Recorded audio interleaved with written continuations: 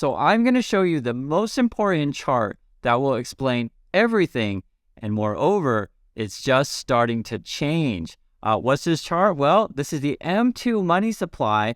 And in fact, right here, it's taking a little bit of dip. It's just starting to change because of the past. It only goes up, right? And we're in fact starting to see some changes. We'll take a look at the headlines of this. M2 money supply just dropped the most ever. What that says about the Fed's next move. If you don't know what the M2 money supply is, we got a little talk about it here. M2 calculates the aggregate currency and coins held by banks, traveler's checks, balances in retail money market funds, savings deposits, and more.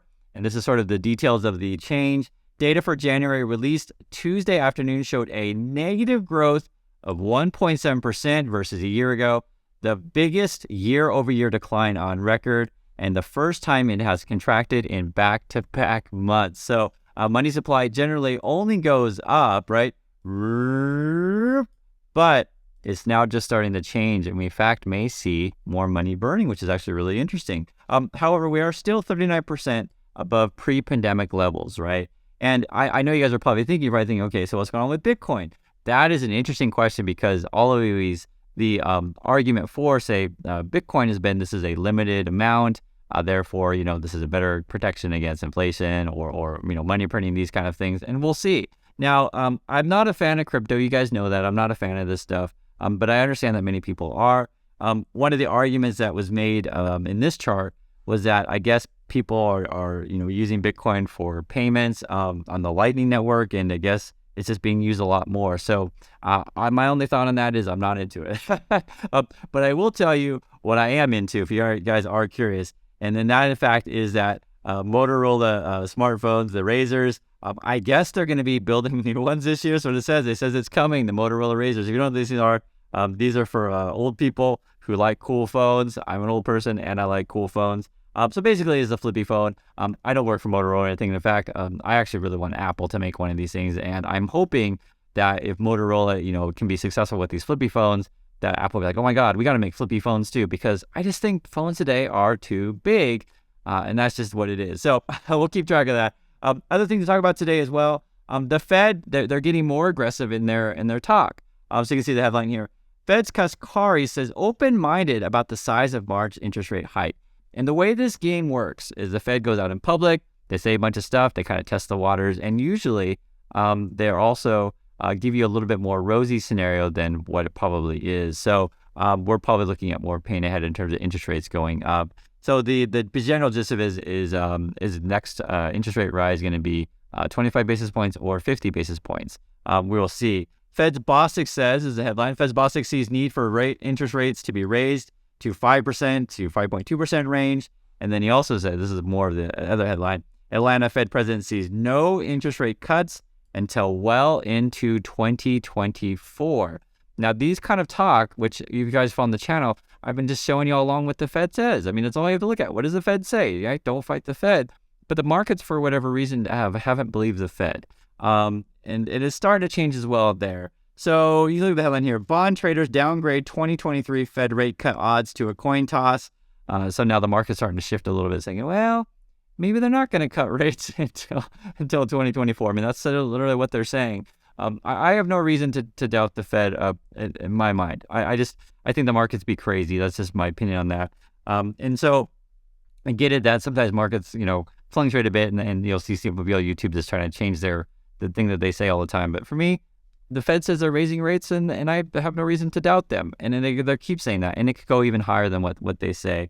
Another thing as well is you're just looking at here, the headline, Fed seem likely to raise policy rate above 5.5% by September. So we're probably looking at increased rates. I just don't see why they wouldn't. And one thing that's going on is just like, remember, they're trying to control inflation. Some more data on inflation came out of Europe, and it was saying basically inflation is tough to control there as well. They have higher inflation than we do in the USA. So we'll keep track of this stuff together, guys. Other news as well, and this is a big one I've been saying all along, right? So the 10-year Treasury yield is now above 4%, and it just puts a lot of pressure on the stocks, because the basic gist of it is if you're the big money, and you're like a pension fund manager, these kind of things, you're putting money and allocating funds to where, you can have a safe return. And why would you take a risk in stocks when you can get this kind of stuff on bonds? And moreover, I want to mention as well, the rates just keep going up. These are our yields, I should say. These are on bonds. That's a 2-year and the 10-year. And the rates would be more like the savings accounts, is what I meant to say. If you see this kind of headline here, it says, could $1,000 be better in a savings account than the stock market? And this is just 2 hours ago. And the basic gist of it is like, okay, I can buy money in the stock market where there's risk because, stocks go up and down. And I could, then just put my money in a savings account, have full liquidity basically. And these days, I think savings accounts are paying over 4%. I'd love to hear your guys' of sort of the highest savings account rate that you've seen. It is very, very different than in the past. The point is for years, savings accounts just haven't been that good. When I was a kid though, it was much, much better because rates were much higher. But we may return to those days where people just hoard cash in bank accounts. That is a thing. As you guys can see with the money supply no longer like in printing mode, money may sort of stabilize a bit. We'll see. So interest rates are of concern, especially if you have very, very large loans/mortgages. And in fact, we can see these headlines here. 2 office landlords defaulting may be just the beginning. There's been a big problem in commercial real estate because essentially what's going on is people that are working from home, right? So they don't necessarily need to go to the office anymore, and then people aren't going to pay their rents or have businesses at said office building. So if you were betting on sort of the commercial market being strong, you're in a world of hurt right now. One thing that's going on is interesting. They were saying some of these loans that are maturing are variable interest rate. It says about 48% of the debt on office properties that mature this year has a variable interest rate. And I'm sure you guys know if interest rates are going up, that is not great if you're in that situation. I was looking at this here. There's another detail of it. They're talking about a Blackstone tower. They're saying Blackstone Inc. Willis Tower in Chicago, for example, has roughly 1.33 billion of commercial mortgage-backed securities and has seen monthly payments on that debt jump nearly 300% in February from a year earlier. So basically, if you're in a variable interest rate loan and interest rates are going up, you're going to be feeling a lot of pain, right? You guys can get that. It's pretty bad. Also, in sort of the money world, Bridgewater has a new CEO, Nir Bardi. They're going to be cutting 8% of the workforce. So more pain ahead in the financial industry, unfortunately, for people at Bridgewater. Also, too, it looks like the job market may be cooling as well. Long, robust U.S. labor market shows signs of cooling. There's a couple quotes I want to show you guys. This is coming from CEO of Recruit Holdings. They're saying, we are seeing a decline in employers' willingness to spend to hire in many industries despite the labor shortages as they become increasingly cautious due to potential recession in the USA. Also, too, moreover, this is coming from ZipRecruiter. We haven't seen the slowdown in the employment data yet, but we will see it soon. That's what they think. It's over at ZipRecruiter.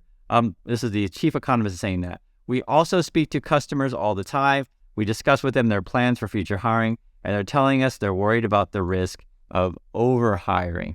And so I think, right, if you look at each individual company and you see something like Bridgewater firing these kind of things, and we know that the tech companies are firing as well.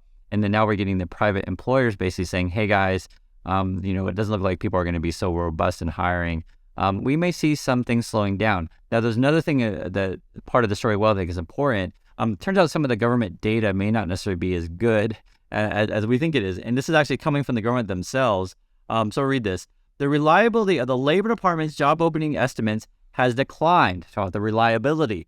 Reliability has declined in recent years because fewer businesses, guys, have been responding to survey questions. So basically, they send out a survey to a business, right? Because you got to get data, and fewer of them are sending it back. And this is coming from Paul Calhoun, and he is an economist at the Labor Department, right? So the government.